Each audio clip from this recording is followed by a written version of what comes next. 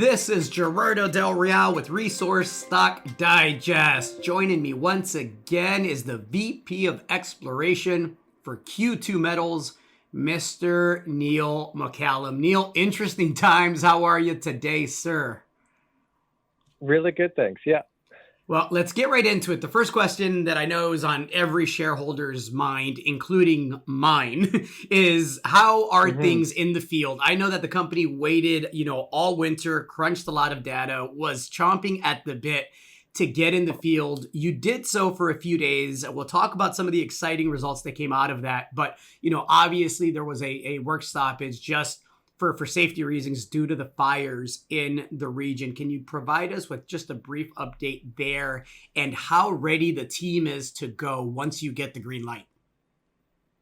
Absolutely. Yeah, we are paying attention very closely to the situation, and it's completely weather dependent on how things get better. So, it's just waiting for the rain to come. We have everything in mind to get back up there. The camp's on standby. We've got crews that are ready to go for the geology team. We're keeping them busy, but they're ready to go pretty well when things are lifted. We've got the helicopter contract, drilling contractors just ready to go. So as soon as we get that green light, we're going to be back up there. Well, let's get right into it. Obviously, Patriot Battery Metals, which, with Corvette, you played a large part in getting that under the what would eventually be the Patriot Battery Metals umbrella. But obviously, Patriot has really set the bar pretty darn high for exploration and for the region. But with that being said, it's impossible to me to think that there's only going to be, one discovery of significance in the James Bay region. And obviously, I've voted with, my wallet, my checkbook, and Q2 Metals is my second favorite James Bay play. Can you walk me through some of the results from the couple of days that you were in the field? And specifically, I want to get into the Mia zone, which now measures, you say, approximately 370 meters and is up to 140 meters wide. The 140 meters wide to me is impressive as all heck for a first pass couple of day kind of sample collecting exercise, right? Can you speak to that a bit? Yeah, for sure. So, we just had previously, we just had kind of a rough mapping of it from those people that had been there before, many of whom weren't even looking at this project with lithium in mind. They were looking for gold. So, they weren't all that particular on how they were mapping it. We've got some work to do because, there's all sorts of pegmatites around it. And we really just got back to that zone that had been sampled in the previous year, verifying, obviously, the high-grade nature of that zone. And whether that's truly high-grade or sort of visually, as people sample it, their eyes are drawn to the spodumene, which you can see. Once we get drilling, that'll be obviously the best test for average grade, but, it's looking good. So I don't think that grade is going to be representative, but, the ones that are over 2%, that's fairly rare for most deposit averages. So, just to be clear on that. And there is some, uncertainty on the internal dimensions of that 140 meters wide. There might be some other, wall rock or country rock in the middle of it. So we'll know exactly how wide that is, but by all indication, this first target that we're going to be putting the drills on is looking to be the best target. A big part of this story for the project has been that gap in between the two known zones, and that gap along the trend is about 8 kilometers between the two known zones, and we haven't set foot on any of those yet. So that's just killing me that we can't get up there. But listen, we've got a plan in place to, as soon as we can get back up there, we're going to mob the drills up and start testing that Mia zone as we, at the same time, get boots on the ground and start sampling that trend in between.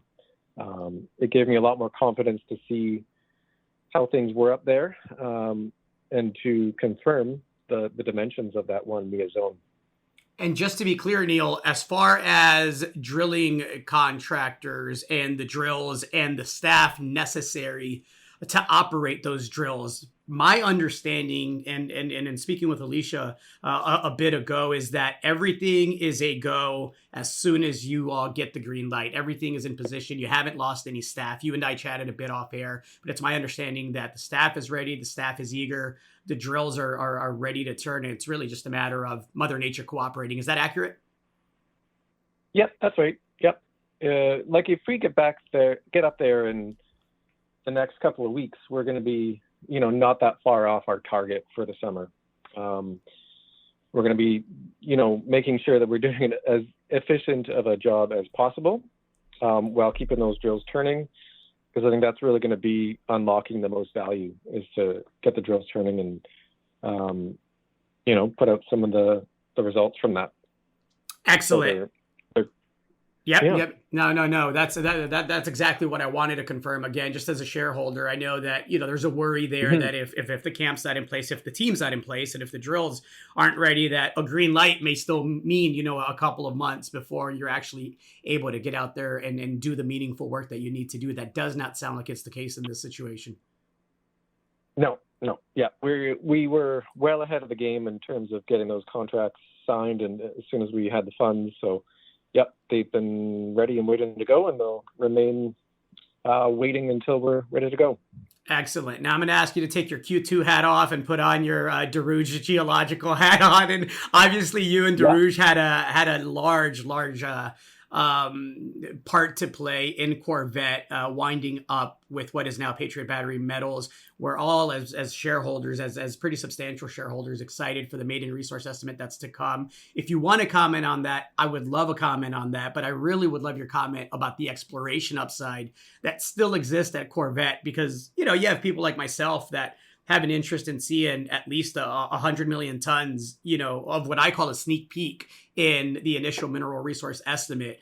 But again, shareholders like myself are in it for the long haul, because I just see so much exploration upside past that 100 million tons, which will be just a sneak peek. Can you speak to any of that at all?